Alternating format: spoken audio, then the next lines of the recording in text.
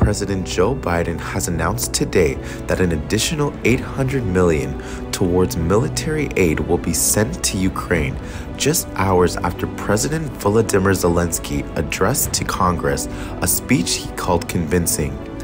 Biden said the U.S. is adding to the assistance, which totals up to $1 billion just this week, to help fend off Russia's assault. America is leading the effort, together with our allies and partners, providing enormous levels of security and humanitarian assistance that will add to today, and we're going to continue to do more than days or weeks ahead. Making the fight about the rights of people to determine their own future, about making sure Ukraine never will be a victory for Putin, no matter what advances he makes on the battlefield. Speaking for over 7 minutes, Biden addresses that the war in Ukraine is a struggle that pits the appetites of an autocrat against humankind's desire to be free. He ensures that the U.S. will not get involved militarily and will aid to help Ukraine as long as it takes. President Zelensky for his passionate message this morning. I listened to it in the private residence, and he was convincing and significant speech. He speaks for a people who have shown remarkable courage and strength in the face of brutal aggression. Courage and strength that's inspired not only the Ukrainians, but the entire world. Putin is inflicting appalling devastation and horror on Ukraine, bombing apartment buildings, maternity wards, hospitals.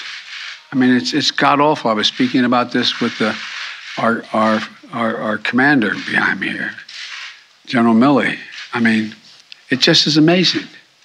Yesterday, we saw reports that Russian forces were holding hundreds of doctors and patients hostage in the largest hospital in Mariupol. These are atrocities. They're an outrage to the world. And the world is united in our support for Ukraine and our determination to make Putin pay a very heavy price. America is leading this effort, together with our allies and partners, providing enormous levels of security and humanitarian assistance that we're adding to today, and we're going to continue to do more in the days and weeks ahead. We're crippling Putin's economy with punishing sanctions that's going to only grow more painful over time, with the entire NATO and EU behind us and many other countries. What's at stake here are the principles that the United States and the United Nations and across the world stand for. It's about freedom. It's about the right of people to determine their own future. It's about making sure Ukraine will never be a victory for Putin, no matter what advances he makes on the battlefield. The American people are answering President Zelensky's call for more help, more weapons for Ukraine to defend itself, more tools to fight Russian aggression. And that's what we're doing. In fact, we started our assistance to Ukraine before this war began, as they started to do exercises along the Ukrainian border, the Russians, starting in March of last year. We took the threat of Putin invading very seriously, and we acted on it. We sent Ukraine more security assistance last year, $650 million in weapons, including anti-air and anti-armor equipment, before the invasion, more than we had ever provided before. So when the invasion began, they already had in their hands the kinds of weapons they needed to counter Russian advances. And once the war started, we immediately rushed $350 million in additional aid to further address their needs. Hundreds of anti-air systems, thousands of anti-tank weapons, transport helicopters, armed patrol boats, and other high-mobility vehicles, radar systems that help track incoming artillery and unmanned drones, secure communications equipment and tactical gear, satellite imagery and analysis capacity. And it's clearly helped Ukraine inflict dramatic losses on Russian forces. On Saturday, my administration authorized another $200 million to keep a steady flow of weapons and ammunition moving to Ukraine. Now I'm once again using my presidential authority to activate an additional security assistance to continue to help Ukraine fend off Russia's assault, an additional $800 million in assistance. That brings the total of new U.S. security assistance to Ukraine to $1 billion just this week. These are direct transfers of equipment from our Department of Defense to the Ukrainian military, to help them as they fight against this invasion. And I thank the Congress for appropriating these funds. This new package on its own is going to provide unprecedented assistance to Ukraine. It includes 800 anti-aircraft systems to make sure the Ukrainian military can continue to stop the planes and helicopters that have been attacking their people and to defend their Ukrainian airspace. And at the request of President Zelensky, we have identified and are helping Ukraine acquire additional longer-range anti-aircraft systems and the munitions for those systems. Our new assistance package also includes 9,000 anti-armor systems. These are portable, high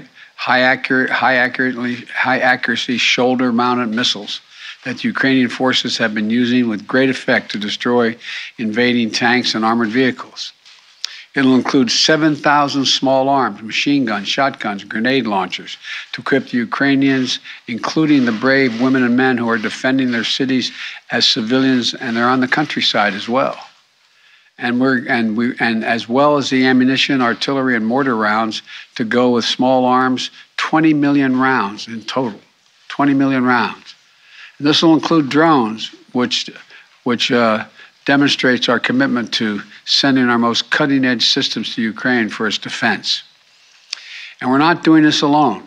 Our allies and partners have stepped up to provide significant shipments of security assistance and will continue to help facilitate these deliveries as well.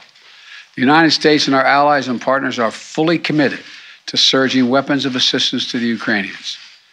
And more will be coming as we source additional stocks of equipment that we're ready to transfer. Now I want to be honest with you. This could be a long and difficult battle, but the American people will be steadfast in our support of the people of Ukraine in the face of Putin's immoral, unethical attacks on civilian populations. We are united in our abhorrence of Putin's depraved onslaught, and we're going to continue to have their backs as they fight for their freedom, their democracy, their very survival. And we're going to give Ukraine the arms to fight and defend themselves through all the difficult days ahead.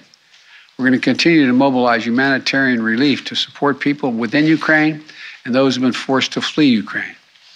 In just the past few weeks, we provided $300 million of humanitarian assistance to the people in Ukraine and in neighboring countries. Tens of thousands of tons of food, water, medicine, and other basic supplies to support the people in need. Our experts on the ground in Poland and Moldova and other neighboring countries are there to make real-time assessments of the rapidly evolving crisis to get urgently needed humanitarian supplies to the people in need when they need it. And we will support Ukraine's economy with direct financial assistance as well. And together with our allies and partners, we will keep up the pressure on Putin's crumbling economy, isolating him on the global stage. That's our goal. Make Putin pay the price, weaken his position, while strengthening the hand of the Ukrainians on the battlefield and at the negotiating table. Together with our allies and partners, we're going to stay the course, and we'll do everything we can to push for and end this tragic, unnecessary war. This is a struggle that pits the appetites of an autocrat against humankind's desire to be free. And let there be no doubt, no uncertainty, no question. America stands with the forces of freedom. We always have and we always will. I want to thank you all and God bless you. And I'm going to walk over and sign this bill to allow the drawdown of those materials. And may God protect their young Ukrainians who are out there defending their country. The delegation authority under Section 506A1 of the Foreign Assistance Act of 1961, translated into plain English, a total of $800 million in defense articles.